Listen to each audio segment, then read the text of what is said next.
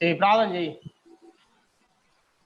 స్తోత్రము తండ్రి, పరిశుద్ధుడా, జీవంగల దేవ, మరొకసారి మీ ఘనమైన నానికి స్తుతి స్తోత్రము చెల్లిస్తూ తండ్రి, ఇంతవరకు ప్రభువా మీరు కాచి కాపాడి భద్రపరిచి ప్రభువా మీరు రక్షించిన విధానం బట్టి మీకు స్తోత్రములు. ప్రభువా మీరు ఏమై ఉన్నారో తండ్రి మీరు మాట్లాడుతూ వచ్చిన విధానం బట్టి మీకు స్తోత్రములు. ప్రభువా నా జీవితంలో కూడా ప్రభువా మీరు బలమై ఉన్న దేవా మీకు స్తోత్రములు. అనేక బలహీన సమయంలో తండ్రి కుంగిన వేళలో ప్రభా మీరు లేవనెత్తిన దేవుడవు, మీకు స్తోత్రములు, వందనాలు. ప్రభా అనేక సార్లు ప్రభా పడిపోయినప్పుడు తండ్రి మీరు నాకు బలంగా శక్తిగా ఉన్న దేవా మీకు స్తోత్రములు. తండ్రి ఇంతవరకు ప్రభా మీరు తండ్రి ఆరాధన ద్వారా తండ్రి మీరు మాట్లాడుతూ వచ్చిన విధానం బట్టి మీకు స్తోత్రములు. ప్రభా ముందు ప్రభా మీ యొక్క దాసు ద్వారా వాక్యం ద్వారా కూడా మాతో మీరు మాట్లాడమని ఈ కొద్ది స్తుతి ఆరాధన క్రీస్తు నామములో ఆరాధించి సమర్పిస్తున్నాం తండ్రి. ఆమేన్. ఆమేన్. ఆమేన్. ఆమేన్.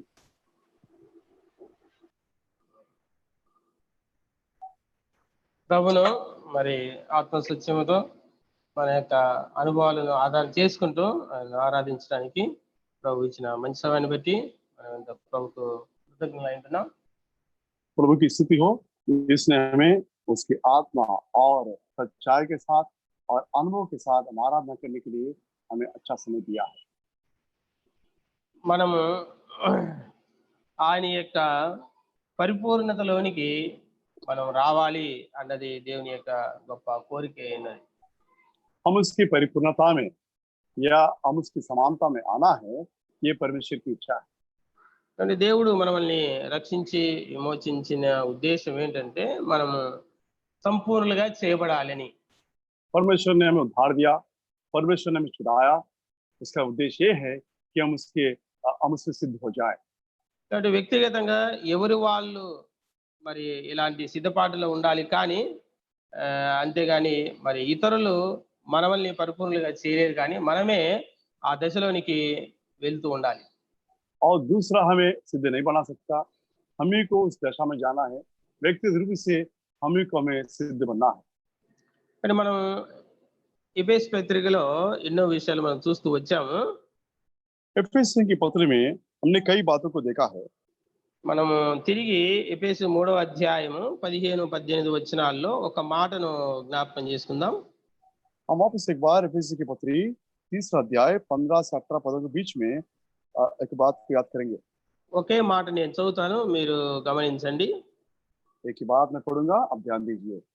మీరు దేవుని సంపూర్ణత యందు పూర్ణులు లగునట్లుగా. ఎఫెసు రాసిన పత్రిక 3వ అధ్యాయం 15-18 తెలుగులో కలిసి ఉన్నాయి. అయితే నేను అవసరమైన మాట చదివినాను. మీరు దేవుని సంపూర్ణత యందు పూర్ణులగునట్లుగా. बड़ी बात है. और प्रेम के 19 के आखिर में है हिंदी में, परमेश्वर की सारी भरपूरी तक परिपूर्ण हो जाओ. కాబట్టి ఇది నిరంతరము జరిగేటువంటి ఒక ప్రక్రియ అన్న విషయాన్ని మనం జ్ఞాపకం చేసుకున్నాం. इस बात को हम याद दिलाते हैं, ये जो प्रक्रिया है निरंतर होने वाली प्रक्रिया है. కాబట్టి మరి 3 సార్లు ఈ మాట రాయబడుతోంది. ఒకటి తండ్రైన దేవుని గురించిన సంపూర్ణత, 2 కుమారుడైనటువంటి క్రీస్తు గురించి సంపూర్ణత, 3వది పరిశుద్ధాత్మ దేవుని గురించి సంపూర్ణత. ఈ 3 మాటలు నేను ఇప్పుడు చూపిస్తాను. 3 बातें लिखी गई है, जैसे पिता परमेश्वर की परिपूर्णता और मसीह पुत्र की परिपूर्णता और पवित्र आत्मा की परिपूर्णता. इन 3 बातों को मैं आपको अभी बताऊंगा. ఇప్పుడు ఒకటే మనం చూస్తాం, మీరు దేవుని సంపూర్ణత యందు పూర్ణులగునట్లు. ఇక్కడ దేవుడు వచ్చినట్లుగా మనం చూస్తాం, దేవుని గురించిన ప్రస్తావన.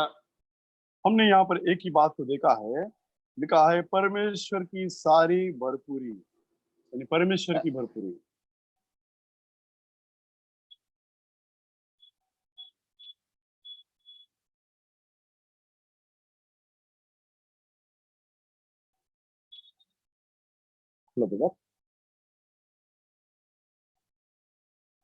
Stuck in there.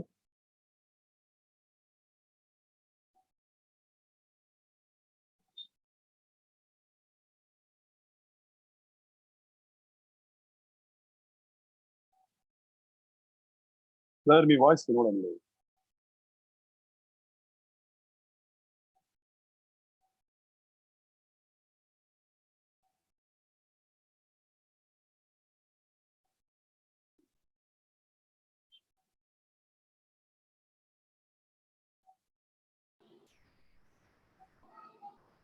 Hello. yes brother, yeah. ఇప్పుడు మొదటిగా మనము దేవుని సంపూర్ణత అనేది ఒక మాటను మనం చూసాము. రెండవది క్రీస్తు యొక్క సంపూర్ణత అనే మాట 4వ అధ్యాయము 11, 12 వచనాల్లో రాయబడింది. हमने पहली बात तो देखा परमेश्वर की सारी भरपूरी या परिपूर्णता, और हम मसीह के बारे में हम देखेंगे इस एफेसियों के 4 अध्याय 11 पद में मसीह की परिपूर्णता. క్రీస్తునకు కలిగిన సంపూర్ణతకు సమానమైన సంపూర్ణత కలవారమగు వరకు. और लिखा है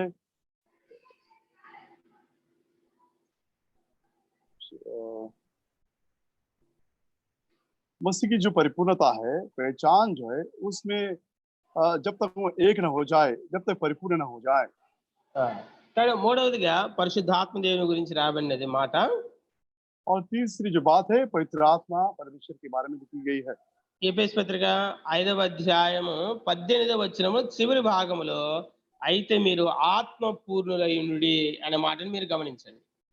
और इसी एफेसी की पत्री 5 अध्याय 18 पद आखिर में देखिए, पर आत्मा से परिपूर्ण होते जाओ.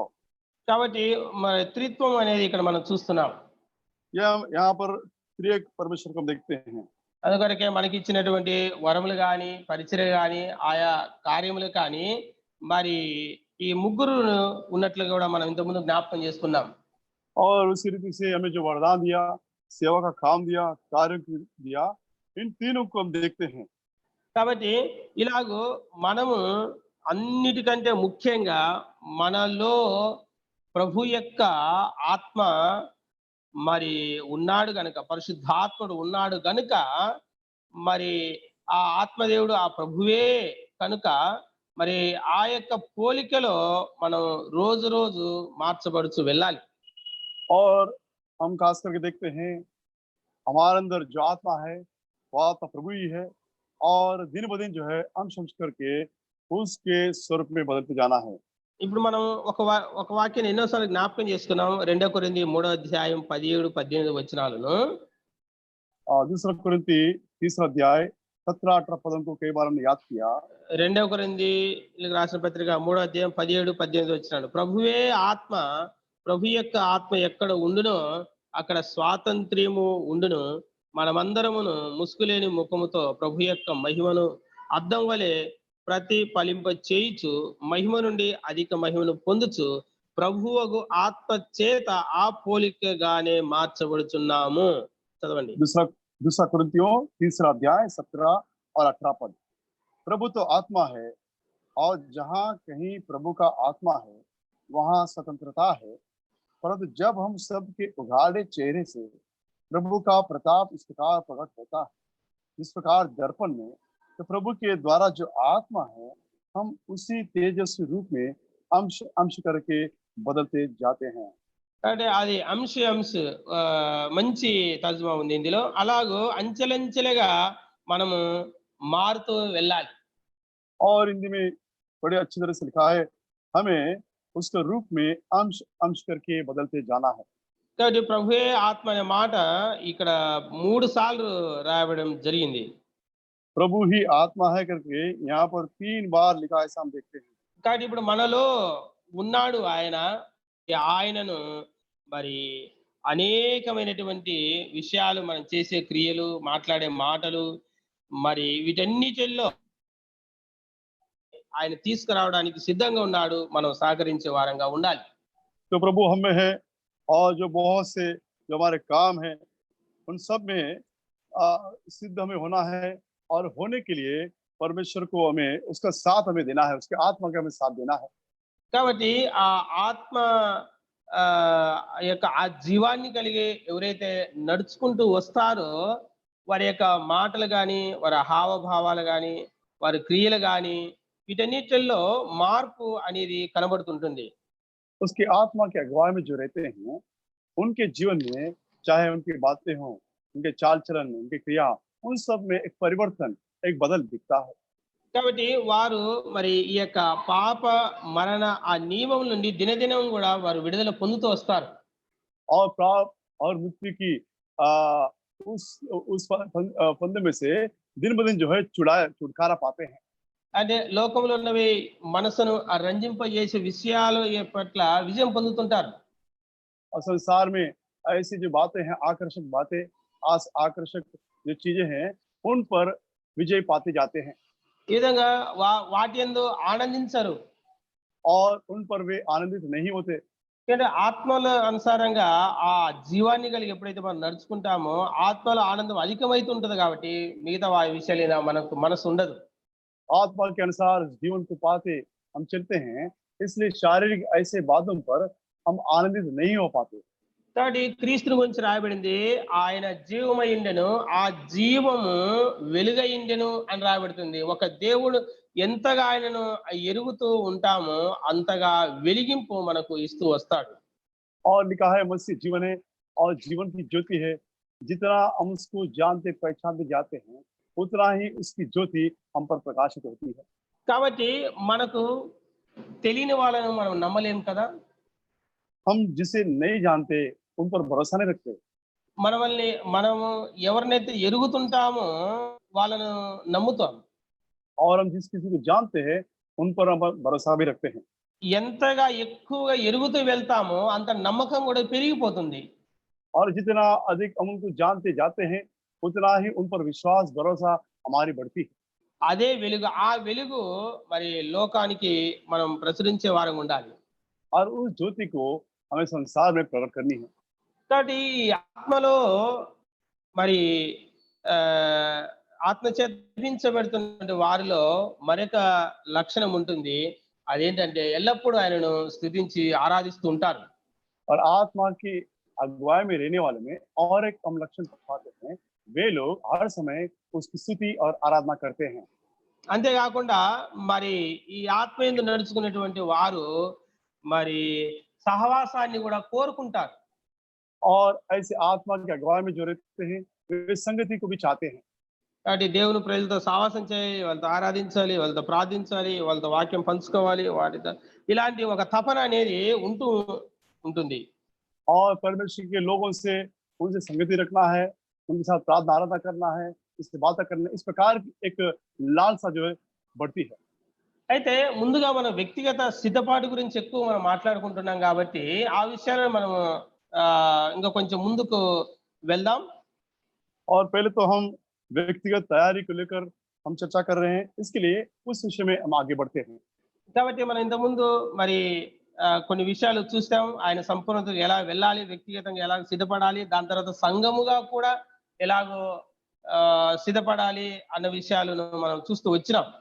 इसके पहले हमने कुछ ऐसी बातों को देखे कि हम कैसे व्यक्तिगत रूप से उसके परिपूर्ण होते जा सकते हैं, जाना है, और कलीसिया के साथ भी हमें कैसे परिपूर्ण होना है, इन बातों को देखा।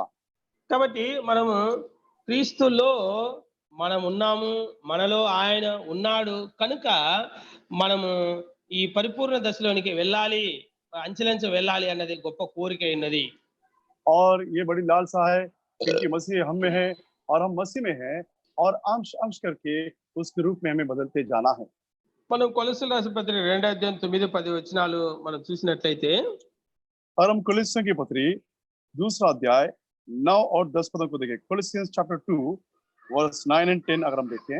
కొలొస్సీయుల రాసిన పత్రిక 2వ అధ్యాయం 9-10 వచనాలు. ఏలైనగా దేవత్వం యొక్క సర్వ పరిపూర్ణత శరీరముగా క్రీస్తునందు నివసించుచున్నది. क्योंकि उसमें ईश्वर की सारी परिपूर्णता सदैव वास करती है, और तुम उसी में भरपूर हो गए हो, जो सारी प्रधानता और अधिकार का शिरोमणि। ఈ 9 వచనానికి 10 వచనానికి రెండిటికి 2 వచనాలకు 2 మాటలు చెప్తాను నేను. ये दो यहाँ पर जो वचन है 9 और 10, उन दोनों के लिए मैं 2 बातें बताऊंगा। ఒక 9వ వచనానికి ఏం చెప్పబోతున్నానంటే దేవుడు క్రీస్తుని గురించి చేస్తున్నటువంటి ప్రకటన. और 9 वचन को मैं बताऊंगा परमेश्वर मसीह को लेकर एक प्रकटीकरण करता है। అంటే దైవత్వం అంతా కూడా మరి ఆయన 33.5 సంవత్సరం ఈ లోకంలో జీవించినప్పుడు, శరీరం జీవించినప్పుడు ఆ సంపూర్ణత కనబడుతుందట, నివసిస్తుంది. और प्रभु मसीह जब इस संसार में 33.5 साल जिया, ईश्वरत्व की सारी परिपूर्णता उसमें दिखाई दिया।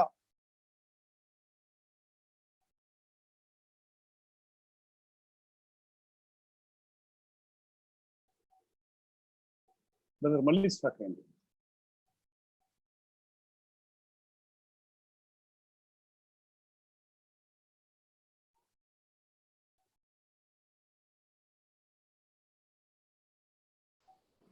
హలో బ్రదర్, వాయిస్ వినబడడం లేదు. అయ్యా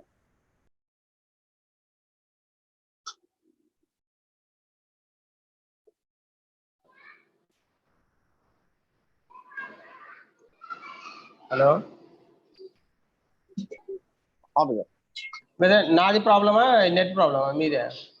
నెట్ ప్రాబ్లం అవుతుంది అది. ఓకే, అంటే మీ దగ్గర నుంచి ఇట్లా అవుతుంది కదా? లేదు బ్రదర్, తెలియదు ఆ, మరి. సరే, అంటే నా ప్రాబ్లం లేదు కదా ఇక్కడ. లేకపోతే తెలియదు. సరే, ఓకే. ఇవి కొనసాగుదాం. దాని తర్వాత 10వ వచనానికి వచ్చినట్లయితే, కొలొస్సీయులకు రాసిన పత్రిక 2:10 వచనానికి వచ్చినట్లయితే, మరియు ఆయన యందు మీరును సంపూర్ణులై ఉన్నారు. और 10 पद में अगर हम आते हैं, तुम उसी में भरपूर हो गए हो। కాబట్టి దీనికి ఒక మాట చెప్తాను. దేవుడు క్రీస్తునందు విశ్వాసిని గురించి చేస్తున్న ప్రకటన. और इसके मैं एक बात बताऊंगा, परमेश्वर मसीह में विश्वासी के प्रति एक बात को प्रकट कर रहा है। ఆ, దేవుడు విశ్వాసిని గురించి చేస్తున్నటువంటి ప్రకటన అంటే క్రీస్తునందు విశ్వాసి గురించి చేస్తున్న ప్రకటన. और परमेश्वर जो मसीह में है, उस विश्वासी पर प्रकट करने वाली बात है। కాబట్టి ముందేం చెప్పుకున్నాం మనం?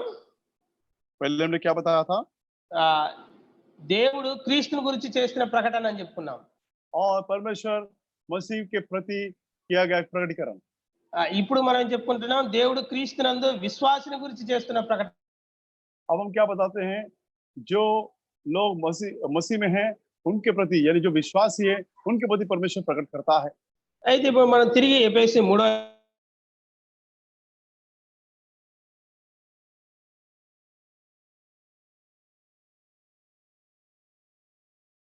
మనము దేవుని సంపూర్ణతలోనికి రావాలి, అనుభవించాలి అన్న దేవుని యొక్క కోరిక అయినది. और हम परमेश्वर के रूप में उसकी समानता में बदलते जाना है, ये उसकी लालसा उद्देश्य है। కాబట్టి అక్షరానుసారంగా ఎరుగుట కాదు, ఆత్మానుసారంగా ఆయనను ఎరుగుతూ, ఆయనను అనుభవిస్తూ ఆ పరిపూర్ణ దిశలోనికి మనం వెళ్ళాలి అన్నది దేవుని యొక్క గొప్ప కోరిక అన్న విషయాన్ని మనం 3:18 ఎఫెసీ పత్రికలో మనం చెప్పుకుంటున్నాం. हम एफिसियों की 3 और 18 में बताते हैं, परमेश्वर की बड़ी लालसा और इच्छा है ताकि हम उसको पहचाने, उसको जाने और उसके रूप में बदलते जाएं। కాబట్టి ఇప్పుడు ఆయన పరిపూర్ణతలోనికి మనం అంచెలంచెలుగా రావాలి అంటే మనము మరి క్రీస్తు నడిచినటువంటి ఆ నడక, మరి ఆయన యొక్క గుణగణాలు, మరి ఇవన్నిటిని కూడా మనము పూర్తిగా ఆ అనుభవంలోనికి వచ్చే వారంగా ఉండాలి. अगर हमें उसके रूप में अंश अंश करके बदलते जाना है, तो मसीह के जो उसके गुण है, उन गुणों के पूरी रीति से हमें अनुभव में आना है। కాబట్టి అందుకొరకే ఆయనను ఎంతగా మనం ఎరుగుతుంటాము, సంఘంలో ఉన్న వ్యక్తులు దగ్గరగా వెళ్ళి సమీపంగా వెళ్ళి ఎంతగా ఎరుగుతుంటామో అంతగా ఆ వెలిగింపిస్తాడు. ఆ వెలిగింపు, ఆ గ్రహింపు మనం జీవితంలో అనుభవించి అది ఇతరులకు కూడా ఆశీర్వాదకరంగా మార్చాలని దేవుని ఇష్టమైంది. और जितना कलीसिया के लोग उसके निकट जाते हैं, उसके निकट पहुंचते हैं, उसकी ज्योति को पाते हैं, उसका अनुभव लेते हैं, और अनुभव करने के बाद दूसरों को भी वो ज्योति हम प्रकट करने वाले बने, ऐसी प्रभु जी लालसा रखता है। అందువల్లే మరి పౌలు రాసినటువంటి పత్రికలన్నిటిలో కూడా, సంఘాలు రాసిన పత్రికలన్నిటిలో కూడా క్రీస్తు సంఘాలన్నిటి కూడా ఏమై ఉన్నాడు అన్న విషయాన్ని కూడా ఆయన జ్ఞాపకం చేశాడు. और पौल जो है कलीसियाओं को पत्रियों में लिखते हुए कहता है, मसीह उनके लिए क्या है, ऐसे बातों को वो अपने पत्रियों में लिखता है। సంఘము కొరకు ఆయన ఏమై ఉన్నాడు, और कलीसिया के लिए वो क्या है, मसीह क्या है। అయితే నేను ఇప్పుడు కొన్ని పత్రికల యొక్క సారాంశం అంతా ఒకటే మాటలో చెప్పుకుంటూ వెళ్తాను. अब मैं कुछ पत्रियों की जो सारांश जो है एक एक बात में करके मैं आगे बढ़ूंगा। అంటే వ్యక్తిగతంగా రాసినటువంటి పత్రికల గురించి నేను చెప్పను. అంటే ఉదాహరణకు ఇప్పుడు ఫిలోమోను పత్రిక, తీతు పత్రిక, తిమోతి పత్రిక, మొదటి తిమోతి ఇట్లా వ్యక్తిగతంగా రాసిన పత్రికల గురించి కాకుండా సంఘానికి రాసినటువంటి పత్రికల గురించి నేను కొన్ని మాటలు చెప్తాను. రోమా పత్రిక మొదలుకొని దెసలోనిక పత్రిక వరకు కొన్ని మాటలు చెప్తాను. अब व्यक्तिगत जो पत्री उसने लिखा, जैसे फिलोमोन है, तीतुस है, तिमोथी है, व्यक्तिगत जो पत्रियों को लिखा उनको नहीं, लेकिन रोमा से लेकर थेसलोनिके तक जो पत्री उन्होंने लिखा कलीसिया के लिए, उन बातों को मैं बताऊंगा। కానీ పత్రిక యొక్క సారాంశం అంతా ఒక్కటే మాటలో నాకు ఇచ్చినటువంటి గ్రహింపు వెలిగింపు ప్రకారము నేను మీకు తెలియజేస్తుంటున్నాను. हर एक पत्रिका जो सारांश जो है, परमेश्वर ने जैसे मुझे उजाला दिया, प्रकटीकरण दिया, उस हिसाब से मैं एक ही वाक्य में मैं बताते जाऊंगा, एक ही शब्द। ప్రియులరా, ఎవరు ఆయన ఎంతగా ఎరుగుతూ వెళ్తారో, ఎంతగా ఆయన సమీపంగా ఉంటారో సంఘములో ఉన్న వ్యక్తులందరికీ మరి ఒక్కొక్క వెలిగింపు ఇస్తాడు అన్నది వాస్తవం. అది करो कलीसिया की हर एक व्यक्ति को जितना हम उसके निकट जाते हैं, हम उसको पहचानते हैं, एक प्रकार की उजाला ज्योति वो देता है और निश्चित है।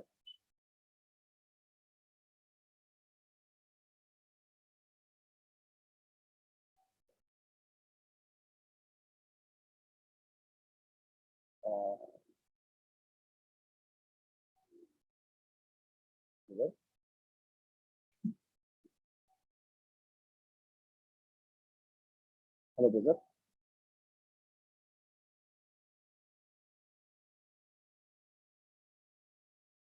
हेलो ब्रदर,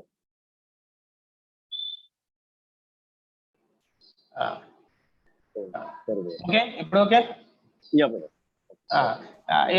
ఎంతగా మనం విధేయత చూపుతుంటామో, లోబడుతుంటామో, ఆ వెలిగింపు అనేది దేవుడు ఇస్తూ ఉంటాడు.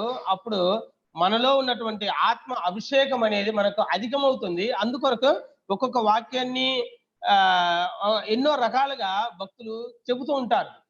जितना हम उसके अधीन होते हैं, जितना हम उसके आज्ञा को मानते हैं, उतना ही परमेश्वर के अभिषेक को पाते हैं। और इसीलिए हर संत जो है उसके वचन को लेकर अपने अपने तरीके से जैसा उनको प्रकट किया प्रभु ने उस रीति से बताते हैं। కాబట్టి ఆ విధంగా ఆ వెలిగింపు అనేది కూడా మొత్తం వాక్యములోనిదే ఇస్తాడు, కానీ బయటిది కాదు అన్న విషయాన్ని జ్ఞాపకం చేస్తున్నారు. और वो प्रकटीकरण, वो उजियाला केवल वचन में से ही देता है, यह छोड़ बाहर से नहीं। అందుకొరకే ఇప్పుడు మరి ఎంతో మంది భక్తులను మరి విశ్వాసులను చూస్తున్నాము. ఒక్కొక్కరికి ఒక్కొక్క రీతిగా దేవుడు తను తాను బయలుపరుచుకుంటూ వస్తుంటాడు. और इसलिए कितने संतगणों को विश्वासों को हम देखते हैं, एक एक को एक एक तरीके से एक एक रूप से जो है वो प्रकट करता है। అలాగనే పత్రికల్లో క్రీస్తు మనకు ఏమై ఉన్నాడు అన్న విషయానికి వస్తే, రోమ పత్రికలో క్రీస్తు మనకు నీతి అయి ఉన్నాడు అన్న విషయాన్ని జ్ఞాపకం చేస్తున్నాను. वैसे पत्रियों में से देखा जाए, हर एक पत्री में से और रोमियो के पत्र में देखा जाए, कलीसिया के लिए हमारा मसीह क्या है, तो कलीसिया के लिए हमारा मसीह रोमियो की पत्र के अनुसार वो हमारी धार्मिकता है। కాబట్టి నీతి అంటే లోక సంబంధమైన నీతి కాదు, లేదా ధర్మశాస్త్ర సంబంధమైన నీతి కాదు. धार्मिकता का मतलब संसार संबंधी धार्मिकता नहीं, या व्यवस्था का संबंधी धार्मिकता नहीं है। మరి ఇంకేమి నీతి అంటే యేసుక్రీస్తు ప్రభు యందు ఆయన మరణము, ఆయన భూస్థాపన, ఆయన పునరుత్థానం, ఆయన ఆరోహణం, వాటి యందు ఎవరైతే విశ్వసిస్తారో ఆ విశ్వసించడం ద్వారా వచ్చే కలిగేటువంటి నీతి, ఆ నీతిని దేవుడు ఇష్టపడుతున్నాడు. ఆ నీతి క్రీస్తు మనకు అయి ఉన్నాడు.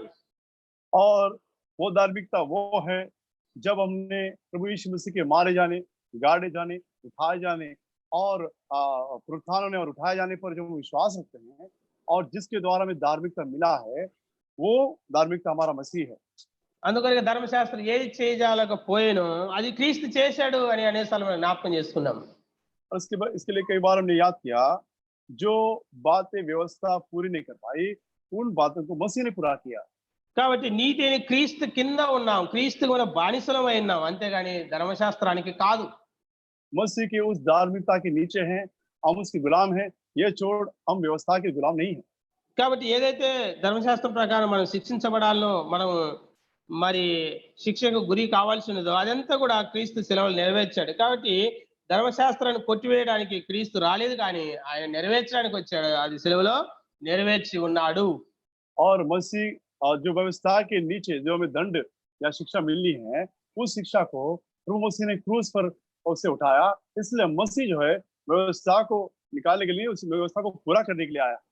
కాబట్టి మనము ఏదో పేదవారికి ఏదో సహాయం చేసాం ఇది నీతి అన్నది కాదు కానీ మరి అది లోకం నీతి అనవచ్చు కానీ మన నీతి అది కాదు. మన నీతి క్రీస్తే అయ్యున్నాడు అన్నది మనం ఎన్నడూ మర్చిపోకూడదు. उस संसार अगर हम गरीबों को दान देते हैं, उनकी सहायता करते हैं और हम सोचेंगे धार्मिकता, वो धार्मिकता नहीं है, मसीह ही हमारी धार्मिकता है। సార్ రెండవది ఒక మాట నేను ధ్యానించి ఉంటున్నాను. మొదటి కొరింథీ పత్రిక అంతటిలో క్రీస్తు మనకు పరిశుద్ధత అయ్యున్నాడని ఈ పేరు పెట్టి ఉంటున్నాను. और पहले कोरिन्थी में जैसे मैंने ध्यान किया तो उसमें ये प्रकट होता है कि मसीह हमारे लिए हमारी पवित्रता है। కాబట్టి ఇంతకుముందు మనం ఆరాధనలోనే చూసాము క్రీస్తు మనకు పరిశుద్ధత అయ్యున్నాడు. इसके पहले हमने आराधना में भी देखा कि मसीह हमारे लिए पवित्रता है। కాబట్టి జగత్తు పునాది వేయబడక మునిపే మనం పరిశుద్ధులుగా నిర్దోషులుగా ఉండాలని తండ్రి అయిన దేవుడు తన కుమారులు ఏర్పరచుకున్నటువంటి ప్రణాళిక ఉన్నది. और पिता परमेश्वर ने जगत की उत्पत्ति से पहले ही इस योजना में रखा कि मसीह में हम पवित्र और निर्दोष ठहरे। కాబట్టి ఇలాగూ మనము బాహ్య రూపకంగా మరి పరిశుద్ధత మరి మనం కలిగి ఉండడం అనేది అవసరమైనది. बाहरी रूप से हमें पवित्रता की रखने की बहुत जरूरी है। దాని తర్వాత అంతరంగములో కూడా పరిశుద్ధత అంటే ఈ రెండు అంటే బాహ్య రూపకమైన పాపాలు అంతరంగంలో పాపాలు ఇవి నేను మళ్ళా చూపిస్తాను. నేను 9 విషయాలు చెప్పబోతున్నాను. దీని తర్వాత నేను రెండు రకాలైన పాపాలు నేను చెప్తాను. ఇప్పుడు 9 विषय हम देखने जा रहे हैं। उसके बाद मैं 2 प्रकार के पाप बताऊंगा जो हम बाहर से पाप करते हैं और अंतरंगिक हृदय से पाप करते हैं। ऐसे 2 प्रकार के पाप होते हैं। అంటే ఆ రెండు చేయడం ద్వారా ఆయన సంపూర్ణతలోకి వెళ్ళడం మనకు కష్టం అవుతుంది అన్న విషయాన్ని నేను చెప్పబోతున్నాను. इन दोनों को अगर हम करेंगे तो उसकी परिपूर्णता में जाना, उसकी समानता में बदल जाना बहुत ही मुश्किल होगा। इस बात में बताता हूँ। అయితే ఇప్పుడు నేను పత్రికల యొక్క సారాంశాన్ని చెబుతున్నాను. अब मैं पत्रियों के सारांश को बता रहा हूँ। మొదటి రోమ పత్రికలో క్రీస్తు మనకు నీతి అయి ఉన్నాడని చెప్పాను. पहला मैंने बताया कि रोमियों की पत्री में मसीह हमारे लिए हमारी धार्मिकता है। వరుసలో ఆ రెండవది మొదటి కొరింథీ పత్రిక అంతా క్రీస్తు మనకు పరిశుద్ధత అయి ఉన్నాడు. और क्रम में दूसरा पहले कोरिन्थी की पत्री का सारांश है मसीह हमारे लिए पवित्रता है। మూడవది ఆ రెండవ కొరింథీ పత్రిక అంతా క్రీస్తు మనకు కార్యసిద్ధి అయి ఉన్నాడు. और दूसरे कोरिन्थी के हिसाब से मसीह हमारे लिए कार्य को पूरा करने वाला है हमारे प्रति। అంటే మనలో ఆయన కార్యాన్ని నెరవేర్చువాడు, हमें उसके कार्य को पूरा करने वाला। అయితే ఇప్పుడు మనలో మరణం అనేది వస్తూ ఉన్నప్పుడు ఇతరులో జీవం అనేది కలుగుతుంది. మనలో మరణానుభవంలోనికి మనం వెళ్తున్నప్పుడు ఇతరులో ఆ జీవం అనేది కలుగుతుంటుంది. और जब हम मृत्यु की अवस्था में से गुजरते हैं दूसरों के लिए जीवन का कारण ठहर सकता है। కాబట్టి మనలో ఉన్నట్టు ఏదైతే కార్యం ఆయన చేస్తూ ఉన్నాడో ఆ కార్యం మరి ఇతరులకు కూడా కార్యకారి కావాలనని దేవుని కోరిక ఉన్నది. और हम में जो कार्य करता है दूसरों में भी वो कार्य हो जाए, ये उसकी इच्छा है। అందుకొరకే కొన్నిసార్లు పౌలు మరి తిమోతితో చెబుతూ వచ్చాడు, కొన్ని మా పత్రికలు కూడా చెబుతూ వచ్చాడు, వ్యక్తిగతంగా కూడా రాస్తూ వచ్చాడు, నీలో ఉన్న విశ్వాసం ఇతరుల కార్యకారి కావాలని. और इसलिए पौलुस जो है तिमोथियस से और कुछ कलीसियाओं से और कुछ लोगों से भी कहा तुम्हारे अंदर की जो कार्य जो है दूसरों में भी पूरा होना है। ఏదైతే మన అంతరంగంలో జరుగుతుందో అది ఇతరులకు ఆశీర్వాదకరంగా మారుతుండాలి. అంటే మనలో జరిగిన కార్యం ఇతరులు కూడా జరుగుతుండాలి. జరగడానికి మనం ఆ విధంగా చూపించే వారంగా, తెలియజేసే వారంగా, ప్రకటించే వారంగా ఉండాలి. तो हम में जो कार्य हो रही है वो दूसरे में भी वो कार्य होना है, दूसरे के आशीष का कारण ठहरना है और ऐसे हम उन कार्य को प्रकट करना है, दिखाना है। కాబట్టి నాలుగవది గలతీయులు రాసిన పత్రికలో యొక్క సారాంశం ఏంటంటే चौथा गलतियों की पत्री और उसका सारांश है క్రీస్తు మనకు విమోచన అయ్యున్నాడు. और मसीह हमारे लिए छुटकारा है। కానీ అందుకని మొదటి సువార్త ప్రయాణములో జరిగినటువంటి ఏదైతే ప్రదేశాలు ఆయన తిరిగాడో ఆ ప్రదేశాలన్నిటిని ఈ గలతీ ప్రాంతములోనికి వస్తాయి. और पहले पौलुस की जो प्रचार की यात्रा थी और जिन प्रदेशों में जिन जगहों में घुमा था, वो जो प्रदेश, वो जगह, वो शहर इस गलती में आते हैं। అందుకొరకే మరి విమోచన అనేది ధర్మశాస్త్రం ద్వారా జరగదు. ఆచారాలు, సాంప్రదాయాలు, పద్ధతులు, సున్నతి వీటన్నిటి ద్వారా జరగదని ఆయన జ్ఞాపకం చేశాడు. और उसने याद दिलाया, ये जो छुड़ौती है, छुटकारा जो है, व्यवस्था से या रीति रिवाजों से या खतना करने से नहीं मिलती, ऐसा उसने कहा। కాబట్టి మరి క్రీస్తే విమోచకుడు అయి ఉన్నాడు, అంతేగాని వేరే మార్గం లేదు. పరిపూర్ణమైన రక్షణ, పరిపూర్ణమైన విమోచన క్రీస్తులోనే ఉన్నది అన్న మాటను ఈ పత్రిక అంతా కూడా స్పష్టం చేస్తున్నాడు. इस सारे पत्र में स्पष्ट करता है कि मसीह ही हमारा उद्धार है, पूरा उद्धार है, मसीह ही हमारा पूरा छुटकारा है करके वो याद दिलाता है। కాబట్టి ఈ పత్రిక బాగా చదివితే సారాంశం ఇలాగనే బయటపడుతుందని ఆ విధంగా నాకు బయలుపరచబడింది, నేను మీకు తెలియజేస్తున్నాను. और इस पत्र को हम बहुत ध्यान से पढ़ेंगे, यही बात प्रकट होती है, जो पहचान जो प्रभु ने मुझे प्रकट किया, उन बातों को मैं आपसे बता रहा हूँ। దాని తర్వాత ఐదవదిగా ఎఫెసీయులకు రాసిన పత్రికలో క్రీస్తు మనకు ఐశ్వర్యమై ఉన్నాడు. और एफेसस की पत्र के अनुसार मसीह हमारे लिए हमारा ऐश्वर्य है।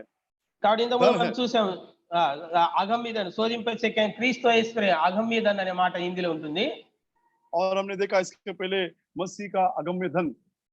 కాబట్టి ఆ యొక్క శోధింపజే ఆ క్రీస్తు ఐశ్వర్యం మనము అన్ని జనులలో మరి ప్రకటించాలి అని మనం చూసుకున్నాం. हमने देखा मसीह के उस अगम्य धन को अन्य जातियों में प्रकट करना है। కాబట్టి ఈ యొక్క 4 సువార్తల్లో మనం బాగా చక్కగా మనసు పెట్టి నిదానంగా చదువుతూ ఉంటే మరి క్రీస్తుని గురించిన ఎన్నో విషయాలు మనకు బయలుపడుతూ వస్తాయి. इन 4 समाचारों में अगर हम बहुत ही गहराई से ध्यान देकर पढ़ेंगे, मसीह के अंदर के बहुत सी बातें हमें दिखते हैं। అంతేకాకుండా పౌలు రాసిన పత్రికల్లో ఇంకా వెలిగింపులో ఆయన అత్యధికంగా దేవుడు ఆయనకు బయలుపరిచినాడు గనక ఇంకా సువార్తల కంటే ఇంకా ఎక్కువగా క్రీస్తు ఎవరు, మనకు ఏమైనాడు అన్న విషయాలు ఇంకా చాలా లోతైనటువంటి విషయాలు ఆయన రాస్తూ వచ్చాడు, మనకు కూడా బయలుపడతాయి ఆ విషయాలన్నీ.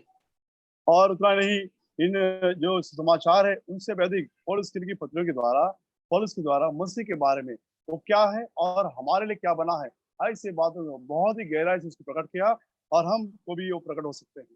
కాబట్టి మనం కొంచెం బయలుపరచబడింది, అందుకని కొంచెమే మాట్లాడుకుంటున్నాం. हमें थोड़ा ही प्रकट हुआ और इसलिए हम थोड़ा बहुत ही बातें करते हैं।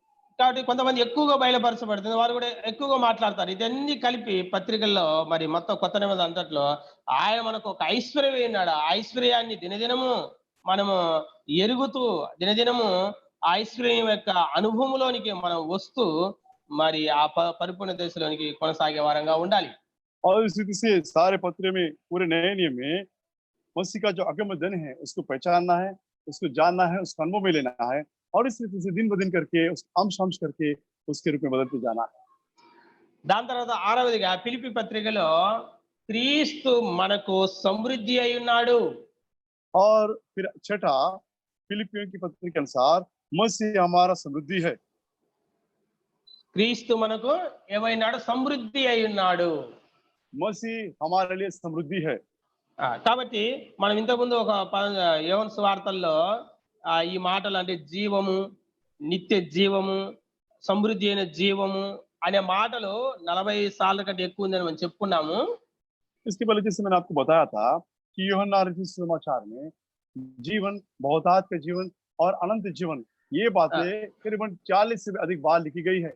కాబట్టి ఆత్మలో ఆ సమృద్ధి అయిన జీవం ఆయన ఇచ్చేవాడుకున్నాడు. అంతేకాకుండా మనం ఈ ఫిలిప్పీ పత్రికలో భౌతికమైన విషయాల గురించి మనం చూసినట్లయితే మరి ఆయన అన్నిటి యందు సమృద్ధి, భౌతిక విషయాలు కూడా ఇచ్చేవాడుకున్నాడు. అయితే మనం ఆత్మ విషయాలను ఎక్కువగా దృష్టి పెట్టాం కాబట్టి ఆయన ఆత్మ మనకు సమృద్ధి అయిన జీవం కలిగిన వాడు అయింటున్నాడు. और आत्मिक रूप से भी वो हमें इस रीति से बहुतायत का जीवन देता है। फिलिपियों की पत्री के अनुसार अन्य जातियों में और भौतिक बातों में भी हमें वो समृद्धि जीवन देता है। हम ज्यादा आत्मिक बातों पर हम ध्यान लगाए हुए हैं, इसके लिए वो हमारे लिए एक समृद्धि है। కాబట్టి అన్ని పరిస్థితుల్లో అంటే మనకు ఆకలిలో గాని, మరి దరిద్రతలో గాని ఒకవేళ ఉంటే ఉండవచ్చు కొంతమంది విశ్వాసులు చాలా పేదలైన వారు. అయినప్పటికీ ఏం నష్టమేం లేదు. ఆ క్రీస్తు ఆత్మ మనలో ఉంటే మనలో ఉంటూ ఆత్మలో సమృద్ధి అయిన జీవం ఉంచాడు గనక మరి ఎంతో సంతృప్తితో మనం ఉండగలుగుతుంటున్నాం. తృప్తికరమైన జీవితం జీవించగలుగుతున్నాం. और हम बड़े समृद्धि का तृप्ति का जीवन इसलिए बिता पा रहे हैं, चाहे हम कंगाल हों, कुछ ऐसे कंगाल मतलब कुछ गरीब विश्वासी हैं, फिर भी उनके उस कमी घटियों में भी उसके समृद्धि जीवन को पाते हुए हम तृप्त रह पाते हैं। కాబట్టి లోకంలో వేల కోట్లు, లక్షల కోట్ల డబ్బు కలిగిన వాళ్ళు ఉన్నారు. संसार में कई ऐसे धनवान हैं, हजारों करोड़ों रुपए रखने वाले, వారిని అడిగి చూడండి, వారికి ఎటువంటి సంతృప్తి కలిగి ఉండలేరు వాళ్ళు. उनको पूछ कर देखिए, उनको कोई शांति नहीं है। బయటి వాళ్ళకు అలాగ వారు వెలిగిపోతున్నట్లు కనబడుతుంది కానీ వారి దగ్గరికి పోతే అశాంతితో, అసంతృప్తితో ఉంటారు. बाद से जब लोग उनको देखते हैं वे चमकने लगते हैं, लेकिन उनके पास जाएंगे वे अशांति से भरे हुए रहते हैं। కాబట్టి మనం ఆర్థికంగా బలహీనంగా ఉండవచ్చు, కానీ మన యొక్క సంతృప్తి, మన యొక్క సమృద్ధి అనేది క్రీస్తే అయి ఉన్నాడు అని ఈ పత్రిక చెబుతుంది. तो इस रीति से ये फिलिपियों की पत्री बताती है कि मसीह हमारे लिए समृद्धि है, हमारे कमी घटियों में भी हम समृद्धि पाकर हम तृप्त हो जाते हैं। 7వది सातवीं बात, కొలస్సీయులకు రాసిన పత్రిక చెబుతుంది, క్రీస్తు మనకు పరిపూర్ణత అయి ఉన్నాడు. तुलसी की पत्री में ये हमें पता चलता है कि मसीह हमारी परिपूर्णता है। కాబట్టి మన కొలస్సీ పత్రిక గత దినాల్లో దాదాపుగా ఇంచుమించు మరి 1 సంవత్సరం వరకు చెప్పుకున్నాం. और तुलसी की पत्री पर हमने करीबन 1 साल तक उस पर ध्यान मनन किया था। ఇలా పూర్తిగా 4 అధ్యాయాలను ఒక్కొక్క వచనాన్ని మనం వివరించుకుంటూ వచ్చాం. 4 अध्याय में से हर एक वचन का विवरण हमें देता गया। కాబట్టి వాటన్నిటిలో సారాంశం తేలిందంటే మనకు పరిపూర్ణత అయి ఉన్నాడు అన్న విషయాన్ని మనం ఇప్పుడు కూడా ఆ మాట చదువుకుంటూ వచ్చాం. उन सारी बातों में ये सारांश निकलती है तुलसियों के पत्र के द्वारा कि मसीह हमारी परिपूर्णता है। इस बात को हमने पहले भी देखा था। దాని తర్వాత 8వదిగా మొదటి దెస్సలోనికీయులకు రాసిన పత్రిక యొక్క సారాంశం, క్రీస్తు మనకు వాగ్దానం అయి ఉన్నాడు. और फिर 8वां जो पहले थिस्सलुनीके के हिसाब से मसीह हमारी वाचा है। కాబట్టి ఆయన ఈ లోకానికి రాబోతూ నేను వస్తాను అని చెప్పాడు, ఆయన వచ్చి తీరుతాడు. और वो कहा कि मैं संसार में आऊंगा, निश्चित रूप से वो आएगा। ఎందుకంటే మరి 2000 సంవత్సరాలు ఇప్పటికే గడిచిపోయింది, ఇంకెప్పుడు వస్తాడు అన్న తలంపు ఉండవచ్చు. అయితే 1000 సంవత్సరాలు ఆయన దృష్టిలో ఒక దినముగానే ఉన్నవి. और 2000 साल पूरे हुए, अब कब आएगा ऐसा हमारे मन में विचार आते होंगे, लेकिन उसकी दृष्टि में 1000 साल भी एक दिन की समानता में। కాబట్టి ఆయన ఏదైతే వస్తాడు అని చెప్పినటువంటి ఆయన ఖచ్చితంగా వచ్చి తీరుతాడు. మనము సిద్ధపడి ఉంటే సరిపోతుంది. ఆయన ఎప్పుడు వచ్చినా మనం ఆయనతో కలిసి మనం ఎత్తబడవచ్చు. वो जो कहा कि मैं आऊंगा, निश्चित रूप से आएगा, हमें तैयार रहना है। हम अगर हम तैयार रहेंगे, जब भी वो आएगा हम उठाए जाएंगे। కాబట్టి మనము ఒక తలంపు ఎప్పుడు కలిగి ఉండాలి. ఏంటి ఆ తలంపు అంటే, ఆయన ఏ సమయము అంటే ఏ దినము, ఏ సంవత్సరము అనేది మనకు తెలియదు, కానీ ఒకటే కలిగి ఉండాలి. ఏంటంటే, మీరు అనుకునే గడియలో నేను వస్తాను అని చెప్పాడు. और हमें तो बस तैयार रहना है, सिद्ध रहना है, तैयार रहना है, क्योंकि उसने कहा मैं एक चोर की नाई, जब तुम सोच भी नहीं पाओगे ऐसे घड़ी में आऊंगा। ఏమన్నారు కదా, మీరు అనుకోనని గడియలో వస్తాను అన్నాడు. మనం అనుకోనని గడియ, ऐसे घड़ी में जब तुम सोच भी नहीं पाओगे उस घड़ी में आऊंगा।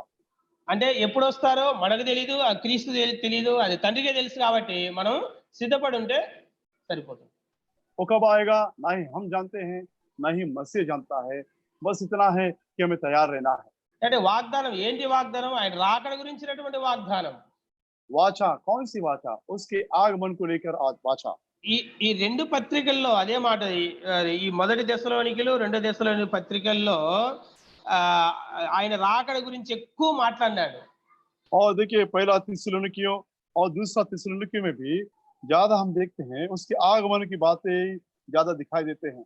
అందుకొరకే 2వ దెస్సలోనికీయుల పత్రికలో ఒక మాటను పెట్టిన, ఆయన మనకు నిరీక్షణ అయి ఉన్నాడు అనే మాట నేను చెప్తూ ఉన్నాను. और इसलिए दूसरे थिस्सलुनीके के लिए मैंने नाम दिया वो हमारी आशा है। కాబట్టి మరి ఇది వీటన్నిటిని కూడా మనం దినదినము అక్షరానుసారంగా ఎరుగుటమే కాకుండా వాటి యొక్క అనుభవంలోనికి దినదినం మనం వచ్చే వారంగా ఉండాలి. तो इन सबको हम केवल अक्षर के अनुसार ही नहीं, अनुभव पूर्वक लेते हुए हमें दिन ब दिन उसके लिए तैयार होना है। కాబట్టి ప్రియులారా, రక్షించబడినటువంటి వ్యక్తి మరి వీటన్నిటిలో ఆ మరి అంచెలంచెలు రాకపోతే మరి ఆత్మీయంగా గొడ్డుబారిన స్థితిలో ఉంటాడు. మరి వారికి ఏమి అర్థం కాకుండా అయిపోతుంటూ వస్తాడు. चारों विश्वासियों के नहीं, अगर हम अंश अंश करके दिन ब दिन बदलते नहीं जाएंगे तो हम एक जैसे कि वैसे रहेंगे, तो ये बहुत ही मतलब होगा। కాబట్టి రక్షించబడినటువంటి ప్రతి వ్యక్తిలో కొన్ని విషయాలను మనము ఉన్నట్లుగా బైబిల్ చెబుతుంది. उद्धार पाए हुए विश्वासी में कुछ विषय होते हैं करके बाइबल में बताती है। ప్రియులారా, మనం సంఘాన్ని గురించినటువంటి మర్మము తెలుసుకునే దానికంటే క్రీస్తుని గురించిన మర్మము, క్రీస్తుని గురించి ఎంత లోతుగా తెలుసుకుంటామో అప్పుడు సంఘం గురించి తెలుసుకోవడము అనేది మనకు సులభం అవుతుంది. प्यारो, हम कलीसिया के मर्म को जानने से ज्यादा हम मसीह के मर्म को जाने, अगर उसे पहचानेंगे तब हम कलीसिया के मर्म की बातों को भी जान पाएंगे। కాబట్టి మొదటిగా ఈ రక్షణలో ఉన్నటువంటి విషయాలు ఒక 5 విషయాలు నేను మీకు చెబుతాను. पहला, मैं इस उद्धार में जो 5 बातें गुप्त है, 5 बातें हैं, मैं उनको बताऊंगा। ఒక రక్షించబడిన విశ్వాసలో ఉండవలసిన 5 విషయాలు, అంటే ఈ 5 ఉంటాయి మిగతావి ఉండవని కాదు, కానీ నేను స్టడీ చేసిన విషయాలను నేను మీకు తెలియజేస్తున్నాను. उद्धार पाए व्यक्ति में ये 5 बात होते हैं, 5 ही होते ऐसे नहीं है। जिन बातों का मैंने ध्यान मनन किया उन 5 बातों को मैं आपको बताऊंगा। కాబట్టి మొట్టమొదటిగా క్రీస్తు దగ్గరికి వస్తాడు. और पहला, वो व्यक्ति, उद्धार पाया हुआ व्यक्ति मसीह के पास आता है। అంటే మనం ముఖ్యంగా క్రీస్తు యొక్క మరణము, భూస్థాపన, పునరుత్థానం యందు విశ్వసిస్తాం కాబట్టి అదే క్రీస్తు దగ్గరికి వచ్చుడు అంటే అక్కడితో మరి ఆరంభం అవుతుంది. और पहला तो हम जैसे कि मसीह के मारे जाना, उसके गाड़े जाना, उसके पुनरुत्थान पर विश्वास रखते हैं, इसलिए मसीह विश्वासी व्यक्ति का जो आरंभ वही से होता है। కాబట్టి క్రీస్తు దగ్గరికి వచ్చుట, और मसीह के पास आना, రెండవది క్రీస్తుని గురించి నేర్చుకొనుట, और मसीह के बारे में सीखना। ఇది ఇప్పుడు మనం చెప్తున్నాం. ఆయన ఏమి చేశాడు, ఎలాగ నడిచాడు, ఎలాగ మాట్లాడినాడు, ఎలాగ ఆలోచించాడు, ఎలాగో ఆయన యొక్క హావభావాలు, ఇవన్నిటిని గురించిన ఆ నేర్పుదల అనేది మనకు ఉండాలి. నేర్చుకుంటూ వెళ్ళాలి.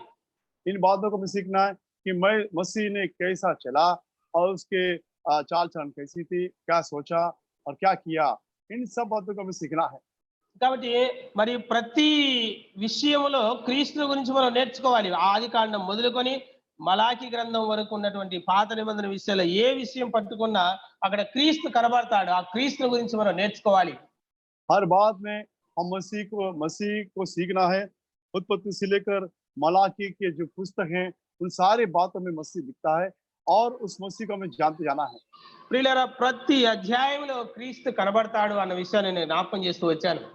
चलो, मैंने आपको याद दिलाया था, पुराने नियम के हर एक अध्याय में मसीह दिखता है। కాబట్టి కొత్త నిబంధనలోనే కాదు, పాత నిబంధనలో కూడా ఉన్నాడు. नए नियम में ही नहीं, पुराने नियम में भी है। ఒక అధ్యాయంలో ఎన్నోసార్లు ఆయన కనబడతాడు. మరి మినిమం ఒక అధ్యాయంలో చివరి వరకు కూడా, ఆదికాండం మలాకి వరకు ఒక్కసారి ఆయన తను తాను బయలుపరిచేవాడుగా ఉంటున్నాడు. हर एक अध्याय में कई बार दिखता है। कम से कम उत्पत्ति से लेकर मलाकी की जितनी भी किताब है, हर अध्याय में कम से कम एक बार तो निश्चित रूप से दिखता ही है। మూడవది, तीसरी बात, ఆ నేర్చుకున్న విషయాన్ని విశ్వసించటం. सीखी हुई उन बातों पर विश्वास रखना। కాబట్టి నేర్చుకునుట వేరు, నేర్చుకున్న తర్వాత మనం దాన్ని విశ్వసించాలి. और सीखना अलग है, सीखने के बाद उन बातों पर हमें विश्वास भी रखना है। చాలా మంది బైబిల్ జ్ఞానం కలిగి ఉంటారు, ఎంతో క్షుణ్ణంగా ఒక్కొక్క వచనం చక్కగా వివరిస్తుంటారు. बहुत से लोग बाइबल को जान के रखते हैं, हर वचन को बड़ी गहराई से वे वर्णन करते हैं। అయితే ఆ మాటలు విశ్వసించి దాన్ని జీవితంలో అనుభవించుకోరు. लेकिन उन बातों पर विश्वास रखना या उन बातों के अनुसार अनुभव में आना नहीं करते। కేవలం బైబిల్ యొక్క సమాచారం తెలుసుకోవడానికి కొరకే కొంతమంది చదువుతుంటారు. केवल बाइबल के समाचार को ज्ञान को पाने के लिए कुछ लोग पढ़ते हैं, కానీ అలాగ చదువు ద్వారా మనకు ఎటువంటి అక్షర జ్ఞానం ద్వారా మనకు ఎటువంటి ప్రయోజనం ఉండదు. लेकिन उस अक्षर के ज्ञान के द्वारा हमारी कोई लाभ नहीं होगी। కాబట్టి విశ్వసించిన దానిని మనం ఏం చేయాలి? వెంబడించాలి. నాలుగవది క్రీస్తును వెంబడించుట. और जिन बातों पर हम विश्वास रखते हैं, उन बातों पर हमें पीछे हो लेना है, यानी चलना है। కాబట్టి నన్ను వెంబడించండి అని చెప్పాడు. అంటే ఆయన ముందు పోతే ఆయన వెనకపోవడం భౌతికంగానే కాదు గాని అలాగో నేను నడిచినట్లుగా మీరు నడవండి అని చెబుతూ ఉన్నాడు. मसीह ने कहा मेरे पीछे हो लो, इसका मतलब ये नहीं कि हम उसके पीछे पीछे होना है, लेकिन जो पद चिन्हों पर जो जैसा वो चला उसके पद चिन्हों पर हमें चलना है। ఐదవదిగా క్రీస్తును భుజించుట. और पांचवा है భుజించుట, ఆయనను తినుట త్రాగుట.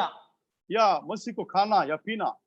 ఆ, అంటే ఆయన యొక్క వాక్యాన్ని మనము చదువుతూ ఆత్మలో ఆనందిస్తూ ఉండడం. यानी मसीह मसीह परमेश्वर के वचन को पढ़ना और आत्मा में आनंदित होना। కాబట్టి ప్రియులారా ఇటు అంటే క్రీస్తు దగ్గరికి రా. ఒకటవది క్రీస్తు దగ్గరకు వచ్చుట.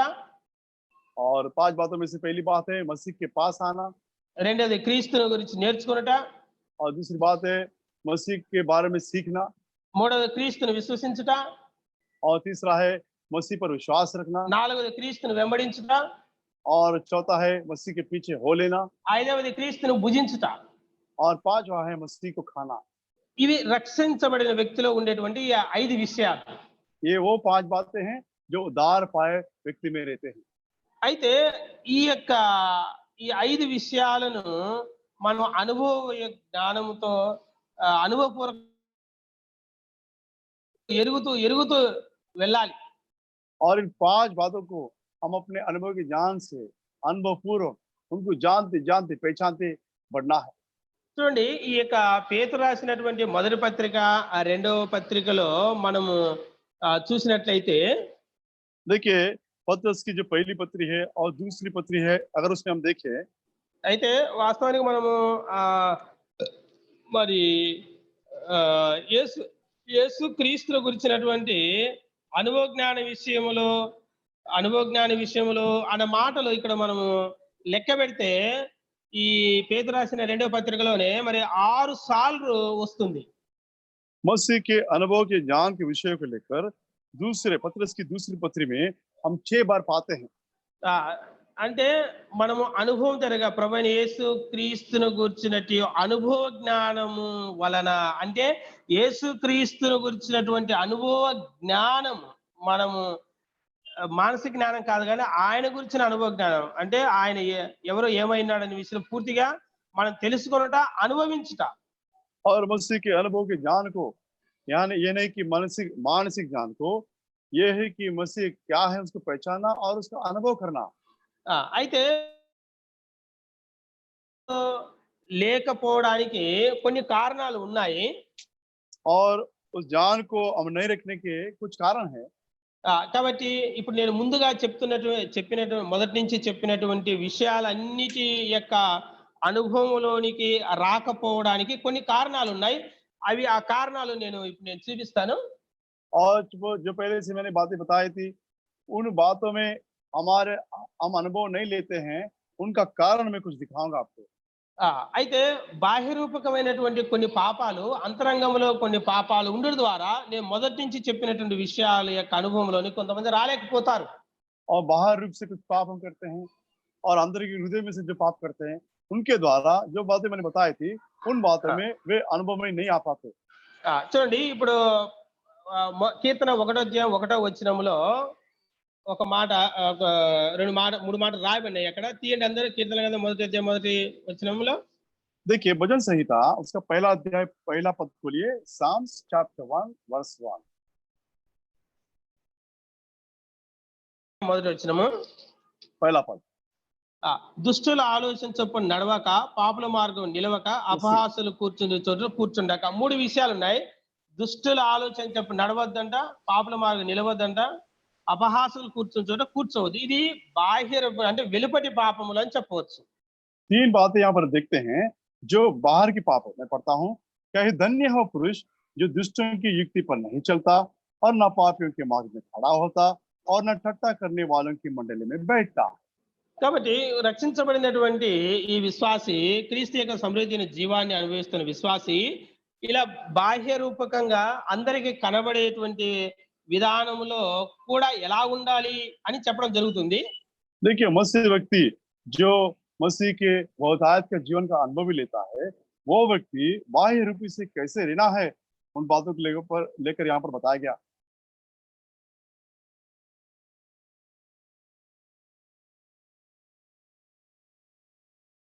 వాళ్ళ క్రియలు, వాళ్ళ మాటలు ఇవన్నీ కూడా నేర్చుకుంటుంటారు. उनकी क्रियाओं को, उनकी बातों को सीखते रहते हैं। అంటే ఇది సావాస దోషం అని అంటాం. ये संगति रखने के द्वारा इस रीति से हम भटक जाते हैं, भटक रखने की बात है। అయితే ఒకవేళ దీని నుండి మనం విడిపించబడవచ్చేమో కానీ इनके द्वारा हो सकता है छुटकारा पा सकते हैं। అయితే అంతరంగంలో ఉన్నటువంటి పాపాలు, లోపల ఉన్నటువంటి పాపాలు అది నేను మీకు చూపిస్తాను. लेकिन अंतरंग हृदय के जो पाप है, जो भीतर के पाप है, उनको मैं भी बताऊंगा। విశ్వాసంలో ఉన్నవండి, అన్నిల్లో కాదు.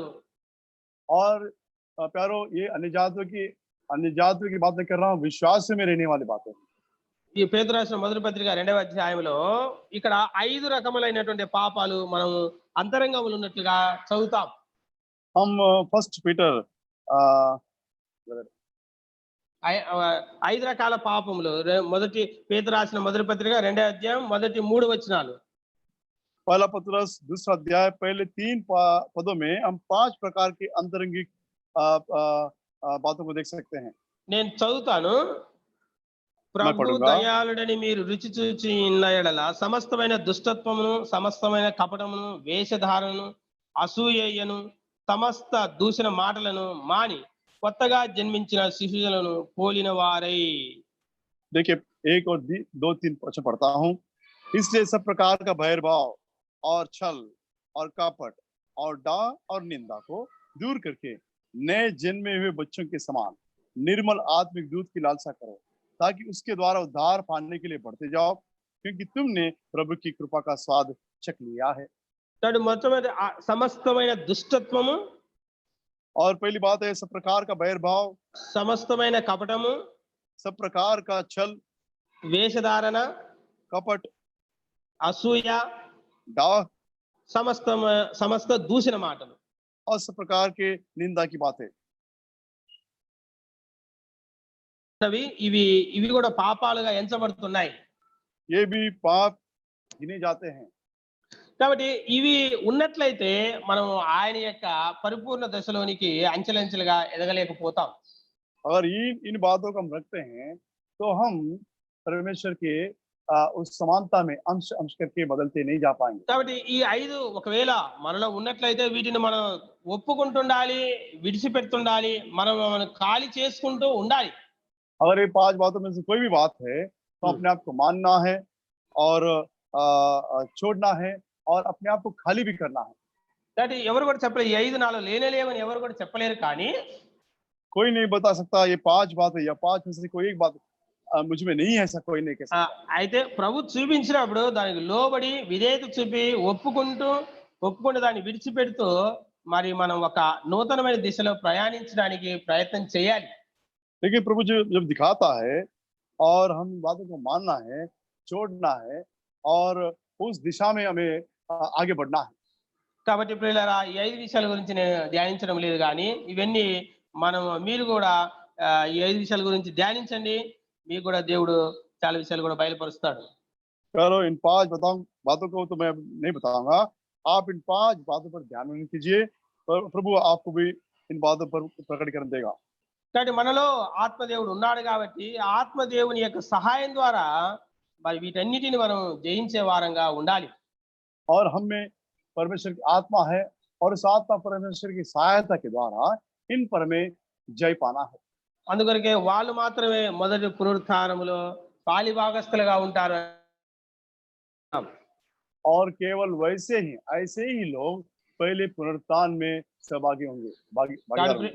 కాబట్టి ప్రియులారా, మనం ఆ యొక్క సంపూర్ణతలోనికి మనం సాగి వెళదాం. మరి ఆది శిక్షను జ్ఞాపకం చేసుకోకుండా ఇంకా రక్షించబడినప్పుడు ఏదైతే ప్రాథమిక సూత్రాలు ఉన్నాయో వాటిని కాకుండా మరి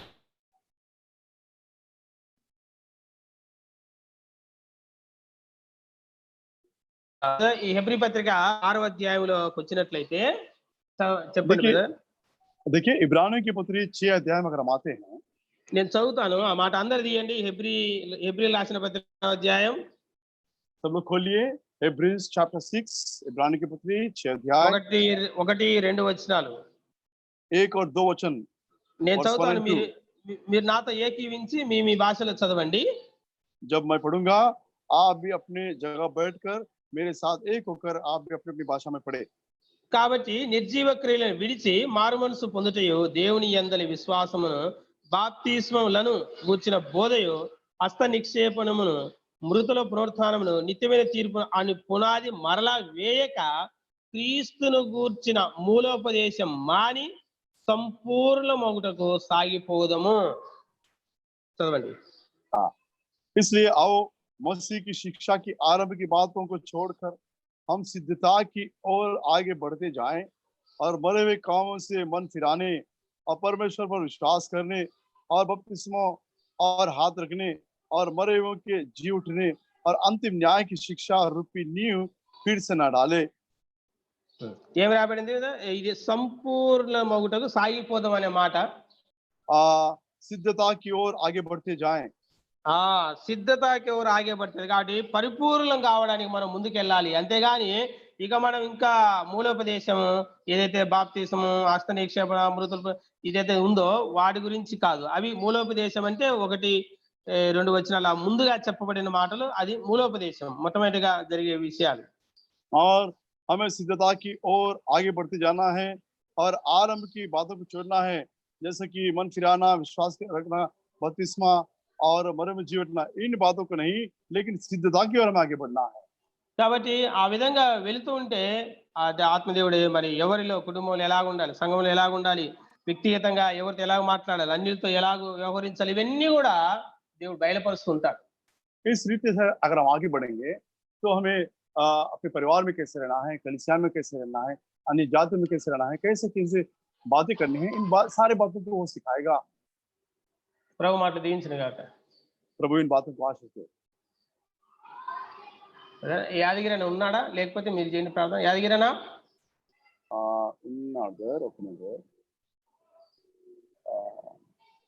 ఏదైనా మీట్ తీయండి అన్న, మీకు ఒక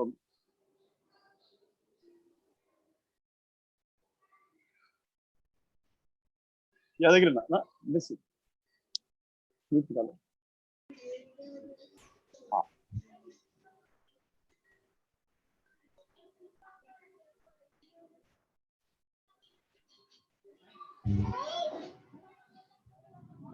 యాదగిరన్నా హలో, ప్రార్థన చేయి. వాక్యం చెప్పబడింది కదా, ప్రార్థన. పరిశుద్ధుడవైన మా తండ్రి, దయగలిగిన మా దేవ, క్రీస్తు ప్రభువ, ఉదయకాల సమయంలో ఆరాధనలో మీరే మహిమపరచబడినారు తండ్రి. మీరు ఏమై ఉన్నారో మీరు తెలియపరుచుకున్నారు. అయితే మా జీవితంలో దయగల తండ్రి, మాలో నాలో ఏ యోగ్యత లేకపోయినను క్రీస్తు ప్రభువ మాకొక నిరీక్షణ ఇచ్చి మా నిరీక్షణకు ఆధారమై ఉన్నారు. దయగల తండ్రి, మీకు స్తోత్రములు చెల్లిస్తున్నాను. మా దయగల తండ్రి, హెచ్చరిక వర్తమానం ద్వారా మీరు మమ్మల్ని హెచ్చరిస్తూ వచ్చి ఉన్నారు. భావ్య రూపంగాను, మరి కనిపించే రూపంగాను, కనిపించని రూపంగాను ఏ విధంగా ఉండాలో మీరు మాట్లాడుతూ వచ్చినారు. పరిశుద్ధుడమైన మా తండ్రి, నీ స్వారూప్యంలోనికి రాగలుగుటకు నా దేవ, క్రీస్తును నమ్మిన ద్వారా విశ్వాసంలో ఉండవలసిన 5 గుణములు మీరు మాట్లాడుతూ వచ్చినారు. నా దయగల తండ్రి, మొట్టమొదటిగా నన్ను క్షమించు ప్రభు. ఓ దయగల దేవా, విశ్వాసిగా చెప్పుకొనుటకు మరి నాకు నేనుగా ఎంతో సిగ్గుపడుతున్నాను. నా దయగల తండ్రి, విశ్వాసిగా నడుచుకొనవలసిన నడిపింపు నాలో లేదు ప్రభువా. నన్ను క్షమించుమని వేడుకుంటున్నాను. దయగల తండ్రి, క్రీస్తులో అభివృద్ధి పొందుట కొరకై 5 గుణములు విడిచిపెట్టాలని మీరు సెలవిచ్చినారు. వాటిని ఒప్పుకొని వాటిని విడిచిపెట్టి క్రీస్తును అనుసరించి నడుచుకోవాలని మీరు సెలవిచ్చినారు. నా దయగల తండ్రి, అసూయను, ద్వేషమును, మరియు కుటిలత్వమును, దూషణలు మరి ఇవి ఉండకూడదని మీరు మాట్లాడుతూ వచ్చినారు. మొదటి పేతురు మరి 2వ అధ్యాయము 2-3 వచనాల ద్వారా మీరు మాట్లాడుతూ వచ్చినారు. నీచకరమైన గుణములు నా తండ్రి మొదట నాలో నుండి శాశ్వతంగా తుడిచివేసి నీ రక్తంలో నన్ను కడిగి పరిశుద్ధపరచుమని వేడుకుంటున్నాను.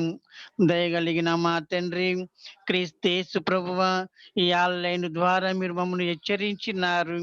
ఓ దేవా, మీ హెచ్చరికను బట్టి నీ వాక్యమును అనుసరించి నీ వాక్యమును నడుచుకొనున్నట్లు మీ కృపను మాకు దయచేయమని వేడుకుంటున్నాను. నీ వాక్యను అవలంబించి క్రీస్తుకు మహిమ కలుగునట్లు మమ్మను నడిపించుమని వేడుకుంటున్నాను. పరిశుద్ధుడవైన మా తండ్రి, మేము అనేక సార్లు తప్పిపోయే వారంగా ఉన్నాము. అనేక సార్లు తండ్రి నీ వాక్యమునకు విధేయత చూపలేని వారంగా ఉన్నాము. నీ వాక్యమును వింటూ విడిచిపెట్టే వారంగా ఉంటున్నాము. నీ వాక్యమునకు నా తండ్రి నిర్లక్ష్య పెట్టే వారంగా ఉన్నాము. క్రీస్తు ప్రభువా, మీరు మాకు ముందు నడిచి మాకు మాదిరి చూపించినారు ప్రభు. నీ మాదిరిలో మేమందరము, నేను మా సంఘమంతయు నడుచుకొనున్నట్లు నీ వాక్యం చేత మమ్మను స్థిరపరచుమని వేడుకుంటున్నాను. నీ దాసుని అభిషేకించి తర్జుమా చేసే నీ దాసుని బలపరిచి తండ్రి మరొకసారి మమ్మల్ని పురిగొలిపినారు. మరొకసారి మీరు మమ్మల్ని హెచ్చరించినారు. మరొకసారి మమ్మల్ని క్షమించి మా తప్పిదములన్నీ క్షమించి తుడిచివేసి నీ స్వారూప్యంలోనికి మేము రాగలుగున్నట్లు తండ్రి, నీ వాక్యమునకు విధేయత చూపున్నట్లు, నీ వాక్యమును అనుసరించి నడుచుకొనున్నట్లు, నీ వాక్యమును మా హృదయంలో భద్రపరుచుకొనున్నట్లు క్రీస్తు ప్రభువా, పరిశుద్ధాత్మ ద్వారా మమ్మను సిద్ధపరచుమని వేడుకుంటున్నాను. పరిశుద్ధుడవైన మా తండ్రి, మరి సంఘములో ఏ విధంగా మీరు నడిపిస్తూ వచ్చినారో ఆ విధంగా ఆన్లైన్ ద్వారా మీరు మమ్మల్ని నడిపిస్తూ వచ్చినందుకై మేము హృదయమార మిమ్మల్ని స్తుతిస్తున్నాము. దయగల తండ్రి, ఆరంభం నుండి అంతము వరకు మీ సన్నిధి మాకు తోడై ఉండి పరిశుద్ధాత్మ ద్వారా నడిపించినారు. నా దయగల తండ్రి, మేము ఒకరికొకరము ముఖములు చూసుకోకపోయినను నీ ఆత్మ ద్వారా మమ్మల్ని దర్శించి ఆత్మ దేవుణ్ణి మేము ఆరాధించుటకు మా ఆత్మలను పురిగొల్పి ఐక్యపరిచినందుకై హృదయమార మిమ్మల్ని స్తుతిస్తూ గణపరుస్తున్నాను. పరిశుద్ధుడవైన మా తండ్రి, ఇక ముందున్న సమయం అంతా మీ దయగల హస్తానికి అప్పగించుకుంటూ మా ప్రియ రక్షకుడు యేసుక్రీస్తు ఘనమైన ప్రశస్తమైన నామములో ప్రార్థించి అడిగి వేడుకుంటున్నాను తండ్రి. ఆమేన్. ఆమేన్. మన తండ్రి అయిన దేవుని ప్రేమయు మన ప్రభు అయిన యేసుక్రీస్తు వారి కృపయు పరిశుద్ధాత్మ దేవుని యొక్క అన్యోన్యమైన సాహసం మనకు లోకంలో చెందిన సమస్త పరిశుద్ధులకు తోడైండును గాక. ఆమేన్. ఆమేన్. ఆమేన్. ఆమేన్. అందరికి praise the Lord. Praise the Lord brothers sisters. Praise Lord అందరికీ.